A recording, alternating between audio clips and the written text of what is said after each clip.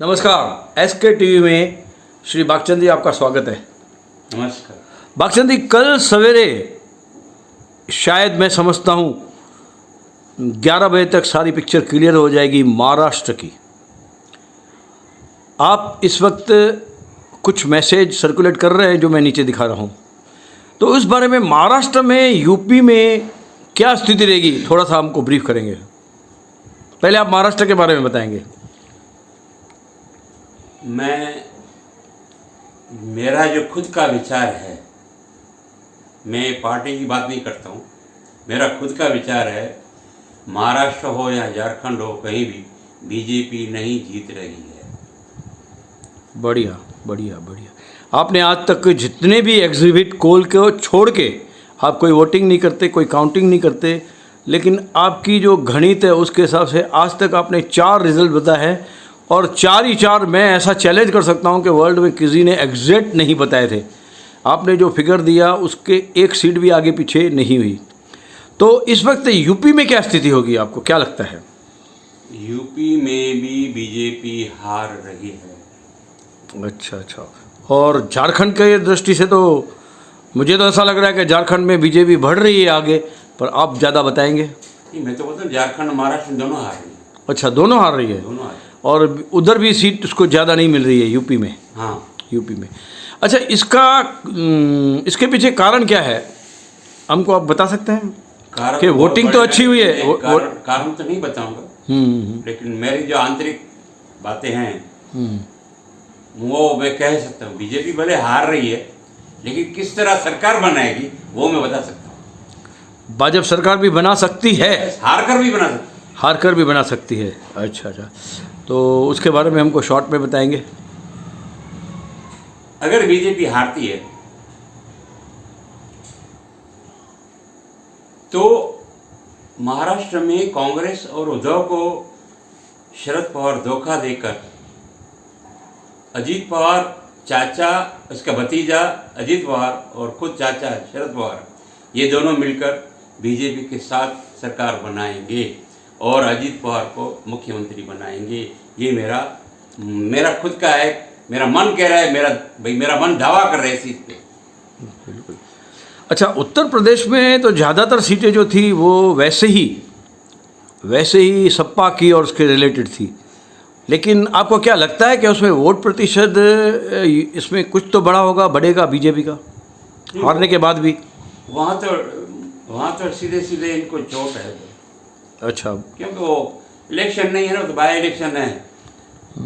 मतलब जो राम का नहीं वो किस काम का, और नहीं, वो मैं नहीं बोल सकता। और जो बटेंगे वो कटेंगे, वो सिद्धांत उसका, मैं ऐसा नहीं बोलता हूँ। हाँ। ये सिद्धांत माना उनका फेल जाएगा ऐसा? नहीं, देखो, ये एक तो क्या है कि किसी ने भी इस नारे को बनाया है कि बटेंगे कि कटेंगे, वो गलत नारा है।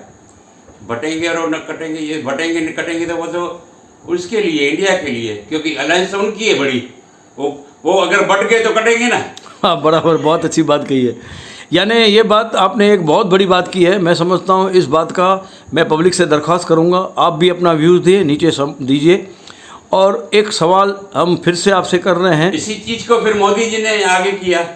एक है तो सेफ है, वो भी इंडिया अलायंस की उसमें लागू पड़ता है। एक है तो सेफ है, बराबर है। अगर वो अलग होते तो सब जेल में होंगे। सब अलग होंगे तो जेल में होंगे, और बहुत सारी पार्टियां हो गई है। बिल्कुल। तो जो उनके लिए बना हुआ है। तो जिन्होंने भी ये आज हमारा न्यूज़ देखा है उनसे मैं दरख्वास्त करूंगा वो ज़रूर कमेंट करें, और आपका जो कमेंट हमको बहुत पसंद आएगा उसको हम 501 रुपया उसी नंबर पे हम उसको पेटीएम करेंगे। और जो भी बागचंद जी के साथ सहमत हो और वह अपने फिगर को यहाँ पे दर्शाए तो उसको हम 1001 देंगे, अगर उनका फिगर टैली होता है। जय झूलेलाल। हमेशा देखते रहिए SK TV, S India TV. दोस्तों, आज हम फिर आपके सामने हर रोज़ की तरह आज भी लेके आए हैं आदिपुर के bus stand, ST bus stand के सामने अर्बुदा नगर, जिसे सुना गया है कि स्मार्ट सिटी के अंतर्गत बहुत ही अच्छा डेवलप किया जाएगा। अब ये देखो रास्तों पे, कितने बढ़िया रास्तों पे चारों तरफ कितना बढ़िया कचरा है, कितने सालों का पुराना है वो तो आप देख लेना। हमको आपको बार बार दिखाएंगे। और ये देखो कितनी गंदगी है, चारों तरफ गाड़ियाँ खड़ी है, कोई ट्रैफिक के नियम नहीं, कुछ भी नहीं। और रोड पे चारों तरफ देखो, वाह वाह वाह वाह वाह, ये तो गंदगी का गब्बर है। अब इसको हटाने के लिए भी कितने साल लगेंगे। ये देखो जंपर खड़े हैं, बस खड़ी है और बहुत सी ऐसी चीज़ें हैं, आप देख सकते हैं। इस चीज़ को साफ़ करने के लिए, इसको सफाई करवाने के लिए कौन आगे आएगा मुझे नहीं मालूम। मैं अपना 365 दिन की रिपोर्ट इस दिवाली से आती दिवाली तक हर रोज आपको हर गली से। सबको दिवाली की, धनतेरस की और नए साल की शुभकामनाएं देती हूँ। हम सब हेल्दी रहें, स्वस्थ रहें। Thank you.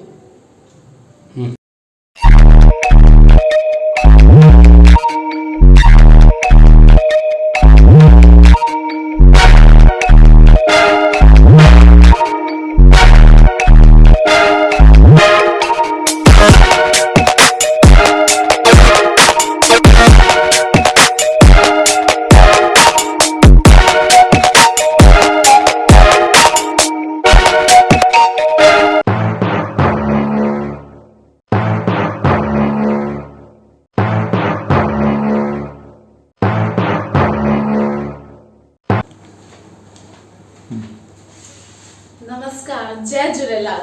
तव्हां ॾिसी रहिया आहियो सिंधी कच्छी चैनल।